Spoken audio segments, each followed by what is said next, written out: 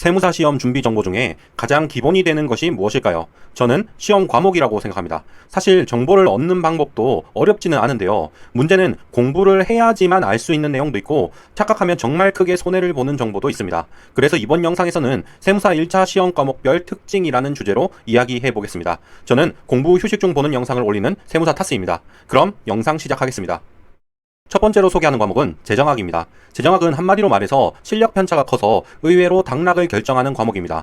1차 시험 과목에서 회계세법은 다들 못하시고 선택 과목은 다들 잘하시거든요. 그런데 재정학만큼은 유난히 잘하는 분은 잘하고 못하는 분은 특히 못합니다. 보통 재정학 성적이 안 나오는 유형은 크게 세 가지가 있습니다. 첫 번째는 그냥 재정학을 적게 공부하는 경우입니다. 재정학을 최소한 5회독 정도는 해야 안전한데 아예 적게 공부하면서 성적이 안 나오는 거죠. 두 번째는 개념을 대충 느낌으로만 외우는 경우입니다. 항상 공부할 때 개념의 정의를 남한테 전달할 수 있게 외워야 합니다. 그런데 공공재란? 이렇게 물어봤는데 정확하게 말 못하고 국방 서비스 같은 거 이런 식으로 대답하는 경우가 있어요. 이러면 성적이 애매하게 오르다가 말게 됩니다. 세 번째는 재정학 계산 문제는 아예 버리는 경우입니다. 재정학 계산 문제가 어렵기는 해도 난이도 중 정도의 전형적인 문제는 최소한 다 풀 수 있어야 합니다. 안 그러면 합격하기엔 애매하게 부족한 점수에서 멈추게 됩니다. 두 번째 소개할 세무사 1차 과목은 원가관리입니다.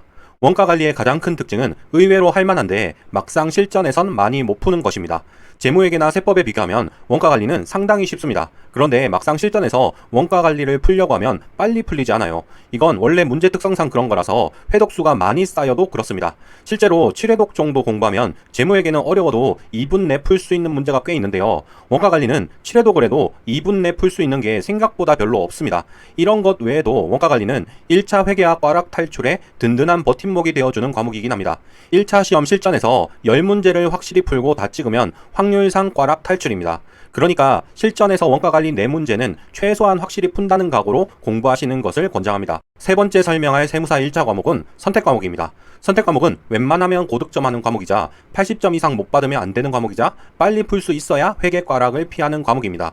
선택 과목은 민법, 상법, 행소법 3가지 중에서 고르는데요. 특별히 기존에 공부한 경험이 없으면 행소법이 제일 공부량이 적어서 이걸 하는 걸 추천합니다. 세 과목 모두 쉬운 편이어서 열심히만 공부하면 보통 80점 이상 점수가 나오는 편입니다. 그런데 만약 80점 이상의 점수를 받지 못하면 그만큼 나머지 과목에서 만회를 해야 하는데 이게 정말 힘들어요. 그래서 80점 이상 못 받으면 1차 합격의 적신호라고 보셔야 합니다. 그리고 1차 실전에서 회계학은 정말 시간이 부족한데요. 선택 과목을 빨리 풀면 그만큼 회계학에 추가 시간이 주어집니다. 두 과목당 80분을 주기 때문입니다. 그래서 선택 과목을 빨리 푸는 스킬이 의외로 회계학 과락 탈출의 중요한 요소입니다. 네 번째로 소개드리는 세무사 1차 과목은 재무회계입니다. 재무회계는 문제 견적내는 연습이 특히 중요한 과목입니다. 재무회계는 그 자체로 어렵기도 하지만 진짜 어려운 이유는 실전에서 딱 풀 수 있는 문제만 골라내는 것을 하기 힘들기 때문입니다.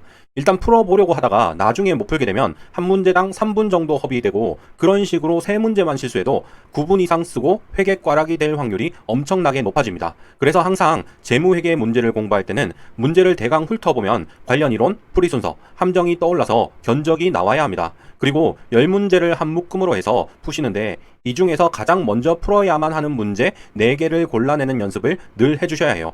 정말 최악의 경우에는 10문제 연속으로 못 푸는 문제가 나오기도 하니까 항상 견적내는 연습을 해야 합니다. 마지막으로 소개해드릴 세무사 1차 과목은 세법입니다. 세법의 가장 큰 특징은 말문제를 잘해야 고득점할 수 있고 기타 세법을 잘해야 과락을 피할 수 있는 과목이라는 것입니다.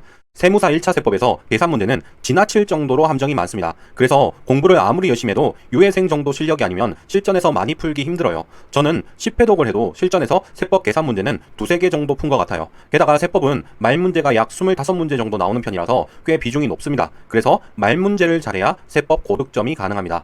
1차 세법은 총 7가지 세목이 있는데요. 이 중에서 국세기본법, 국세징수법, 국제조세법, 조세범처벌법 4가지를 기타 세법이라고 합니다. 이 4가지는 강의 수도 적고 메이저하고는 무료로 강의를 제공합니다. 이 기타 세법은 세법 말문제의 절반 정도가 나오고 공부하기만 하면 정답률이 높아서 기타 세법을 잘해야만 과락 탈출이 가능하다고 생각하셔야 합니다.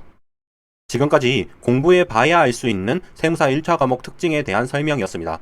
이번 영상의 회원용 확장판에서는 세무사 2차 과목 특징에 대해서 이야기하도록 하겠습니다. 한 달에 커피 한 잔 정도 비용이면 회원용 확장판 영상을 광고 없이 시청하실 수 있으니까 필요하신 분은 고정 댓글 확인 부탁드립니다. 그럼 긴 영상 끝까지 시청해주셔서 감사하고 예비 합격자 여러분 다들 단기 합격하시기 바랍니다.